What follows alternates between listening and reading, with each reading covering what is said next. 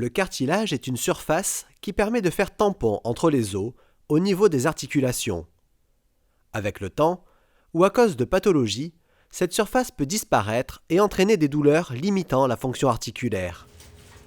Le cartilage n'étant pas doué de capacité de régénération, il faut le remplacer lorsqu'il est détruit. Plusieurs techniques existent, mais la greffe de cartilage reste la meilleure solution. Ça consiste à remplacer du cartilage abîmé par du cartilage provenant d'un donneur d'organes. Concrètement, on fait appel à l'établissement français du sang, qui dispose, à Marseille en tout cas, de greffes osseuses, de greffes ligamentaires et de greffes cartilagineuses. Donc on a demandé à l'EFS de nous livrer le bout d'un fémur. Le greffon utilisé est cryopréservé, conservé grâce à de la vapeur d'azote entre moins 140 degrés et moins 180.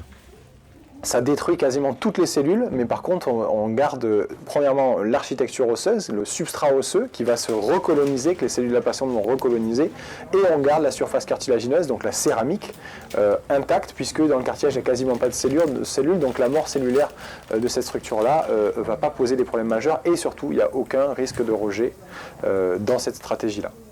Cette intervention a pu être réalisée pour la première fois en France à l'Institut du mouvement de l'appareil locomoteur de la PHM grâce à la collaboration de l'EFS et de la société Artrex qui développe le système permettant de fabriquer une prothèse partielle de genou à partir du fémur d'un donneur décédé. Alors l'idée, ça va être, si vous voulez, de sculpter à partir d'un fémur d'un donneur une prothèse quasiment taille pour taille qu'on va venir implanter dans le fémur de la patiente, chez qui le cartilage et l'os juste en dessous est très altéré. On fait ça depuis de nombreuses années avec des cylindres, ce qu'on appelle des mosaïques-plasties, qui permettent de faire un dallage en fait de cette structure ronde, mais c'est jamais parfaitement satisfaisant parce qu'en superposant des petits carreaux de cartilage, souvent on a des irrégularités, des imprécisions. Là, on va faire quelque chose de plus massif et on va greffer l'intégralité du condyle d'une patiente en créant quasiment une prothèse en cartilage, une prothèse qui va remplacer une zone qui fait à peu près 6 cm² de cartilage. Sur cette intervention, la greffe a permis de remplacer 60% de la surface interne du fémur au niveau du genou.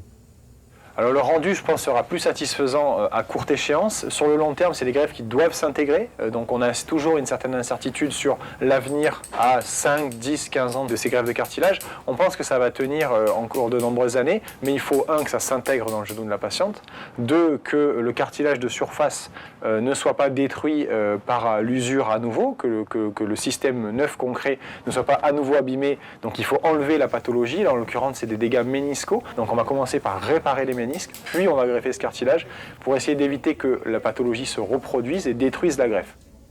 Les patients peuvent reprendre un appui complet à partir de 3 semaines après l'intervention et envisager un retour à des activités physiques et sportives 6 mois après.